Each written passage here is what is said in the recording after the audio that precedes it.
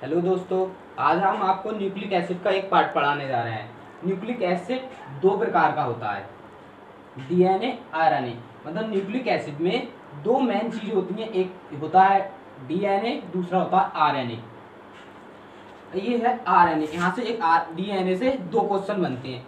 DNA को पहली बार किसने देखा और डीएनए की संरचना किसने दी थी।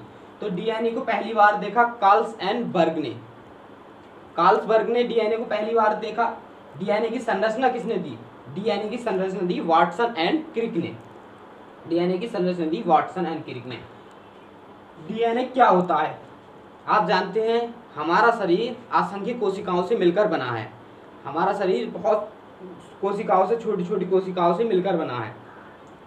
हम अपने शरीर की एक छोटी सी कोशिका निकालेंगे, जब उसे जूम करेंगे तो उसमें निकलेगा न्यूक्लिक एसिड केंद्रक। न्यूक्लिक एसिड निकलेगा। जब न्यूक्लिक एसिड को जूम करेंगे तो उसमें निकलेगा क्रोमोसोम। इस क्रोमोसोम को जब खींचेंगे तो बनेगा डीएनए, और जब डीएनए को खींचेंगे तो बनेगा जीन। कैसे? एक क्रोमोसोम था, किसी ने, एक वैज्ञानिक थे, उन्होंने सोचा कि ये इसे क्यों ना खींच के देखा जाए। तो जब उन्होंने खींच के देखा तो जो ये छल्ले के समान जो आकृति बन गई उसे कहते हैं डीएनए। अब कुछ दिनों के बाद कोई दूसरे वैज्ञानिक आए, वो उसमें जोने गए। देश गांव में जोने को कहते हैं खोजने गए वो इसमें। तो जब उन्होंने और खोजा तो वो उसकी हेलिक्स और बढ़ गई और रस्सी की लंबी हो गई वो, तो उसे कहते हैं जीन। अब ये याद कर लो, जीन को समेटेंगे तो डीएनए बनेगा, डीएनए को समेटेंगे तो क्रोमोसोम बनेगा। इन तीनों में ज़्यादा कोई अंतर नहीं होता है। डीएनए, क्रोमोसोम को खींचेंगे तो डीएनए, डीएनए को खींचेंगे तो जीन।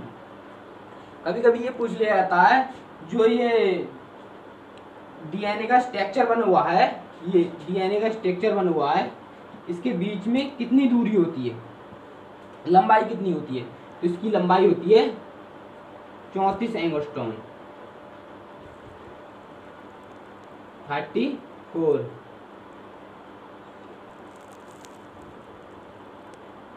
इसकी लंबाई होती है 34 एंगस्ट्रॉम। अब आता है आरएनए। आरएनए क्या होता है?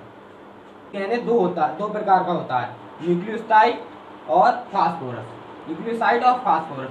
न्यूक्लियोसाइड दो प्रकार का होता है, एक शुगर और नाइट्रोजन बेस। यहाँ आता है शुगर, मतलब डीएनए शुगर। डीएनए में कौन सा शुगर होता है? Deoxy ribo sugar. डी से आ रहा है तो डीऑक्सी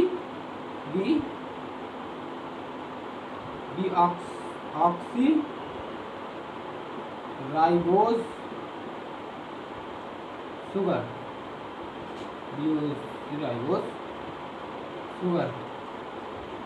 और आरएनए होता तो आरएनए में हो जाएगा राइबोज शुगर।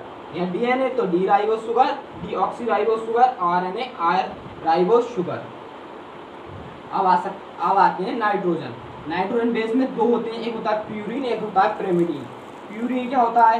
प्यूरिन में दो तत्व होते हैं, एक होता है एडेनिन, एक होता है ग्वानिन। ये होता है पायरिमिडीन। पायरिमिडीन में भी दो होते हैं, एक होता है थाइमिन, एक होता है साइटोसिन।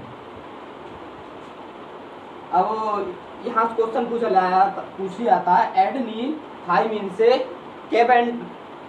कितने बॉन्डों के द्वारा जुड़ा होता है? एडेनिन थाइमिन से डबल हेलिक्स बॉन्ड के द्वारा जुड़ा होता है। ग्वानिन साइटोसिन से कितने बॉन्डों के द्वारा जुड़ा होता है? ग्वानिन साइटोसिन से 3 बॉन्डों के द्वारा जुड़ा हुआ होता है। अब यहाँ से यही कि आरएनए बन जाएगा, डीएनए से आरएनए बन जाएगा। अगर थाइमिन को हटा के यूरेसिल लगा दें तो ये बन जाएगा आरएनए, और यूरेसिल को हटा के थाइमिन लगा दे तो बन जाएगा डीएनए। तो डीएनए से आरएनए बनना बहुत आसान है। आरएनए से डीएनए बन सकता है, डीएनए से आरएनए बन सकता है। ये होता है एडेनिन, ये होता है ग्वानिन, ये होता है एडेनिन, ये होता है adenine thymine, adenine, thymine, guanine, cytosine. अभी हमने आपको बताया था डीएनए, अब बताते हैं आरएनए। आरएनए क्या होता है? आरएनए की 3 क्रियाएं होती हैं, मैसेंजर आरएनए, ट्रांसफर आरएनए और राइबोसोम आरएनए। मैसेंजर आरएनए का क्या कार्य होता है, टीआरएनए का क्या कार्य होता है, आरआरएनए का क्या कार्य होता है।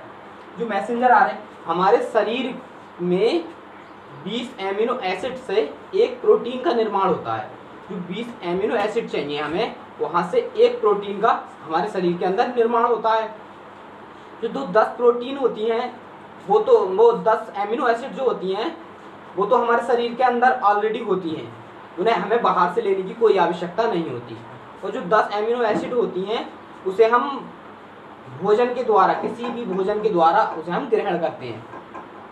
जब हम भोजन करते हैं तो उसमें जो 10 एमिनो एसिड होती हैं, और जो 10 एमिनो एसिड हमारे शरीर के अंदर होती हैं, मिलकर 20 एमिनो एसिड हो जाती हैं, उससे एक प्रोटीन बनती है।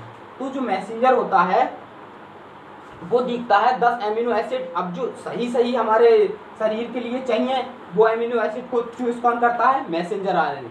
मैसेंजर आरएनए क्या करता है? पहचानता है कि कौन सी काम की चीज है, उसे पहुंचाना है शरीर के अंदर।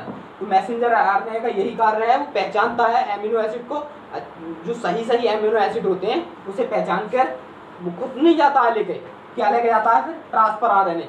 वो एमिनो एसिड आती हैं, जब हमारे शरीर में भोजन ग्रहण करते हैं तो मैसेंजर आरएनए पहचानता है कि ये काम की चीज है। तो ये ट्रांसफर आरएनए होता है, टीआरएनए आता है, उसे लेके जाता है प्रोटीन बनाने के लिए। वो लेकर जाता है, किसके पास लेके जाता है? वो लेकर जाता है राइबोसोम आरएनए के। जब राइबोसोम आरएनए के पास टीएनए लेकर जाता है एमिनो एसिड, तब वो क्या करता है? वो करता है प्रोटीन का निर्माण। आरएनए प्रोटीन का निर्माण करता है। फिर जब यहाँ से प्रोटीन का निर्माण हो जाता है तो 20 एमिनो एसिड जब होती हैं तो उससे एक प्रोटीन का निर्माण हो जाता है। बंद करिए। डीएनए की संरचना है, ये चित्र है डीएनए का। जो डीएनए में जो बाहरी साइड जो होती है वो कहलाती है न्यूक्लियोटाइड, और जो न्यूक्लियोटाइड की दोनों साइड जहाँ आकर मिलती हैं वो कहलाता है क्रोमोटीन, उसे कहते हैं क्रोमोटीन। जो डीएनए का स्ट्रक्चर होता है उसमें डबल हेलिक्स होते हैं, मतलब डबल बॉन्ड होते हैं।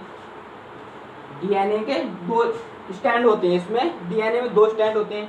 आरएनए में क्या होता है? उसमें एक ही स्टैंड होता है। आरएनए का एक स्टैंड होता है इस प्रकार से, आरएनए में एक ही स्टैंड होता है, ये याद कर लो, आरएनए में एक स्टैंड होता है, और ये डबल हेलिक्स होते हैं, 2 स्टैंड होते हैं डीएनए में। बंद कर वीडियो।